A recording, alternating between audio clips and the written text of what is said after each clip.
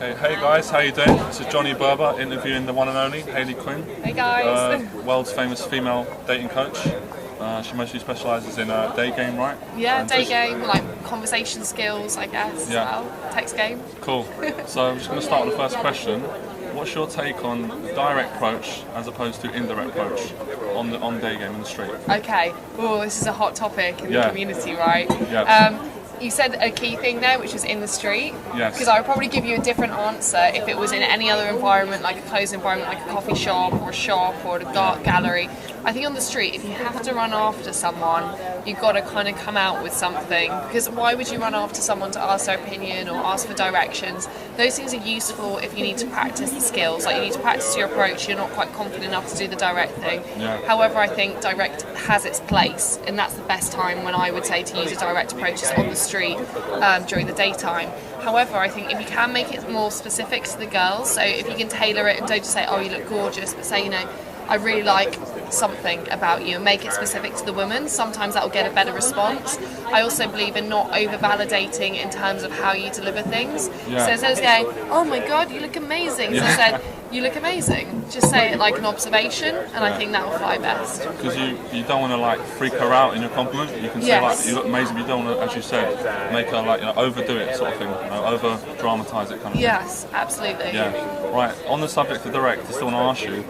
When you walk up to a woman and you say, for example, I've just seen you back there and I really like your style, is that really direct, would you say? No, it's on the cusp, I would say. I would say it's more indirect. I think if you say that to a woman, she knows what your intentions are. Yeah. Again, I think it can come across as a bit disingenuous, though, if she's just dressed completely normally, you know. I do that all the time. Yeah. I think if you can make it more specific. I always say if a girl is dressed like in London sort of style, then sometimes she's saying, oh, you look really sophisticated, you look elegant. Or if she's dressed in bright colours, say I like how you're dressed in, with a bright red jacket, it really stands out.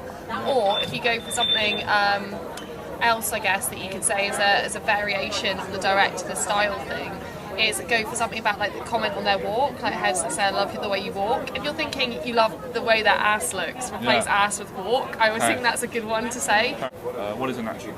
I would say natural is someone who's just probably been relatively lucky in how they've been socialised growing up. So maybe they had like loads of women in their family, they met mates with loads of girls at school, and so they've got that inherent comfort around women where they know where their boundaries are and they know how to act around girls.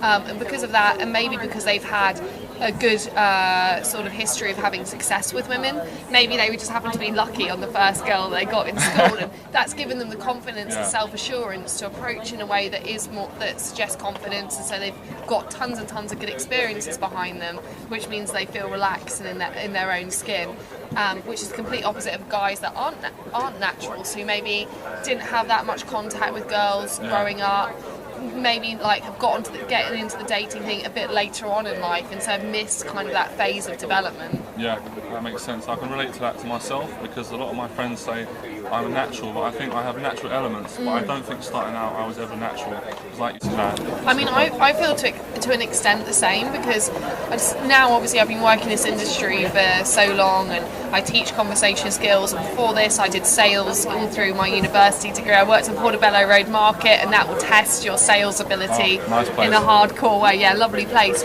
But so there was obviously something in there that I had a bit of a natural salesperson, conversational vibe. However, when I was at school, I had such low self-confidence, and I felt so crippled, like mentioning my opinion in front of other people, that just literally was like an off switch to any kind of ability in that area. And I think so if you can improve on your inner game, then you might manifest those qualities that you had kind of hidden a bit for ages. Yeah, touching on inner game, that's a good point. For you, how do you get better with your inner game? Is it results that make your inner game better, or what you do in your life, as opposed to working on everything? I think the most it's kind of both, but I think the most important things are that you have a great and solid life in yourself, and that you work on doing things that build your self-esteem. Like, you're not going to feel good about yourself if you're aware that you're not happy in a job, you feel out of shape, like you don't feel nice in the clothes that you wear, your house is a mess, don't like your living situation. Like, if you've got these bits, you don't like your social circles, don't feel like you have friends to hang out with, if you've got these big things looming in your life, like areas that need sorting out, then that's going to really damage your self-esteem. and you should work on your life outside of women, because women are so attracted to a lifestyle in terms of a guy who's cool socially, has his shit together. Get that stuff locked down.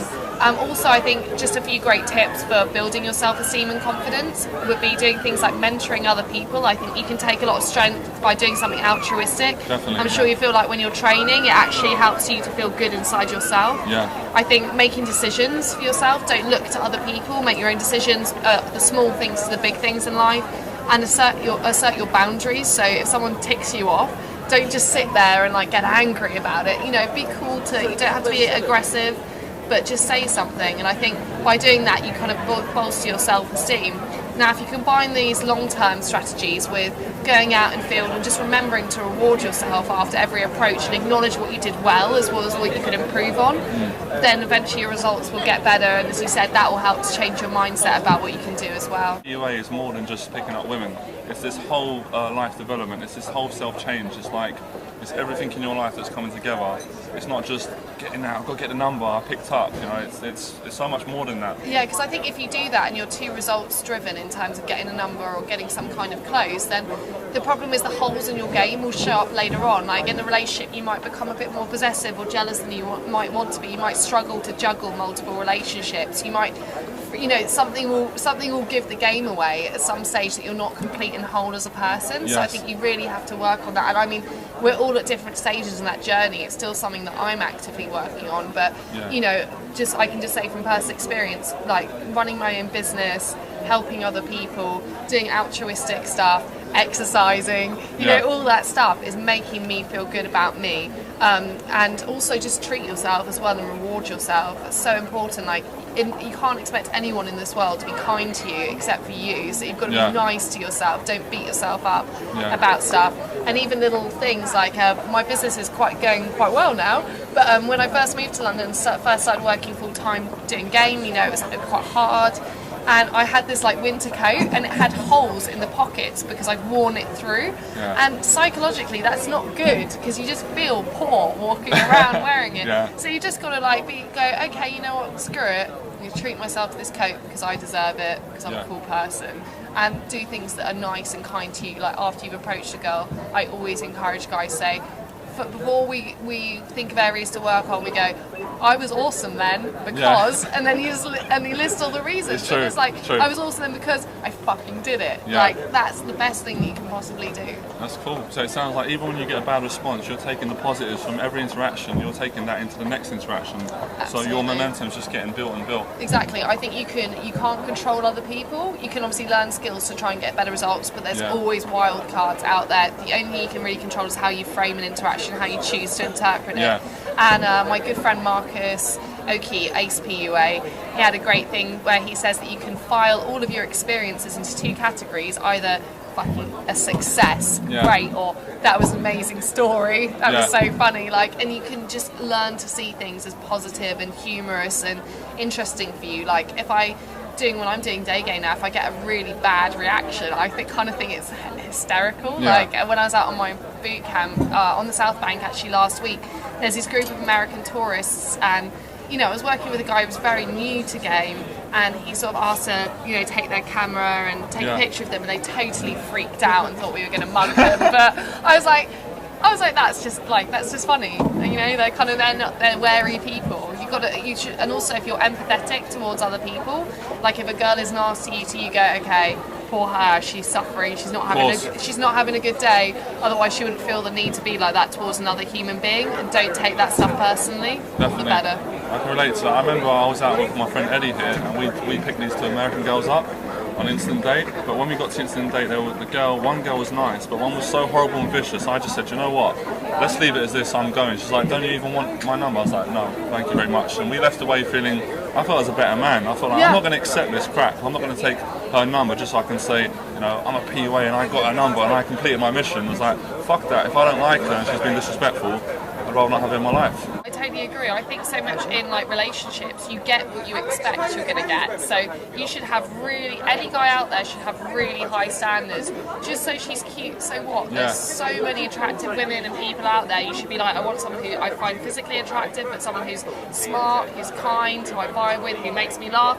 You should have a laundry list of stuff you want from the women in your life, and don't settle for anything less. It's true. I think it's great what you said. When I started out, I would probably think when I was hitting a woman, well, I can't hit on her because she's a bit above my league. She's too pretty. She'll have a boyfriend, or maybe my lines ain't good enough. I've got to get those really good lines to get her. But the more I got better and more natural, I started picking them up, and I thought, the hotter girls are actually easier. Then let's not be too rude. The less attractive girls. Yeah. But the thing, like you said, is beauty is everywhere. It's just one part of it. Yeah. If she's beautiful, so what? After that, there's so much more to a relationship. Exactly, and I totally agree that sometimes the hottest girls are completely the nicest. Like all of my wing girls, my comments, they're all like models, or they have done that, but they're really, really nice. Like one of my lead one, Alina, she's a Russian catwalk model who's 18 and 6 foot tall, and looks like the kind of woman that a man would be terrified of approaching. Yeah. And she learned the word nuzzle over the weekend, and she's like the cuddliest, nicest person I could possibly imagine. I think actually, from a female perspective, if you're a really attractive woman, other women can actually be very hostile towards you and alienate you, so you have to work harder to be friendlier. And so I think lots of the time, they're not, that whole stereotype is whack, and actually it's girls that are averaging that can tend to be bitchier, I find.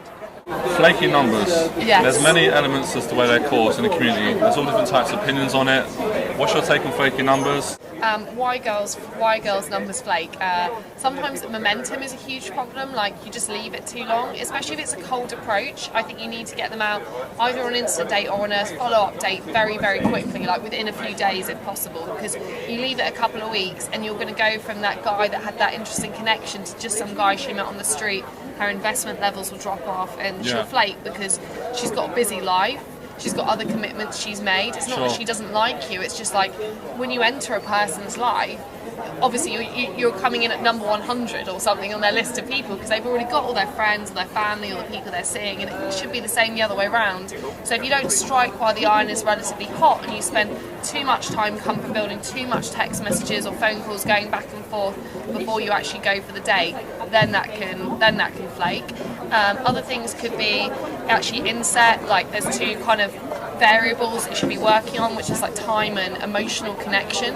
So for instance, obviously a number, while it's rock star to get a number in 30 seconds, it's probably better to try and meet her and get her on an instant date, chat to her for 20 minutes, because then she's so much more locked in to not flaking on the number. Also, don't just talk about superficial stuff. If you can get into more of an emotional connection, or even if it's just finding out something you have in common, then bring that up in your messaging so that she feels that there's something more specific that holds you together. That's also going to help. But also you have to remember that sometimes people, there's variables in this other person's life that you just don't know about. Exactly. She's got a boyfriend, she's dating other people, what her story is, and so don't take it, look obviously where to improve, but don't take it super personally, and do not react in an emotionally volatile way if the number flakes, because that just shows that you care about her so much more than she cares about you. Exactly. Which, if there's any attraction left, is going to just kill that off, and she's going to be disincentivized from getting back in touch. So just be like, cool, no problem, I'm running late, to catch you another time, give her some vacuum, and then recontact with a good ping, and you can sometimes pull it back. Sure. That's a really interesting point. Another point what guys say, I see a lot of guys on forums, just amongst men, something myself had problems with. When a girl does flake, as you said, a lot of guys, they take it personal, and I always think the best way to deal with a flake is to go out and pick up another girl. And what you usually find is you'll get a text from that one after. Why? It's just like kind of laws of attraction kind of thing. Yeah, it seems to happen that way. I don't know. There's some crazy kind of mystical thing, I think I agree with I think the problem is even if it's just mental, if you're focusing too much, like if you're sitting there thinking about one girl, mentally you're investing loads of time in your thoughts onto this one person, so you're building them up to be a lot more than they should be, and just like if it doesn't work out with the girl, she doesn't get back to you, just try and put things into perspective and think that someone I spoke to for 5 minutes, like, that's not very long. Yeah. Okay, I should care if like my best mate doesn't get back to me and goes cold on me. Then you care. Don't worry about it too much. If it's just a girl, there's lots more out there, and I agree. You'll feel empowered if you can just go out and pick somebody else up or get some other good interaction, because I think as time goes on, you know, that power balance is going to shift as well, and your skills will improve, you'll have more things going on, more girls will be texting, you'll be having more dates, and then when you get to that abundance mentality point, you just don't care if a girl flakes, and if you can just try and have that same feeling even before you've maybe got the results to back it up, I think that's a great mindset to have. My own personal experience, when I started out, when I started getting results, I started feeling great, but I did also get a terrible come down when I started getting a little bit of success, you know. Sleeping with women eventually, getting all these good reactions, getting all this attention, I started feeling a little bit almost depressed, and I thought to myself, like, why am I feeling like this? Everything I worked to was to get the results. I've got them now, and I'm feeling low.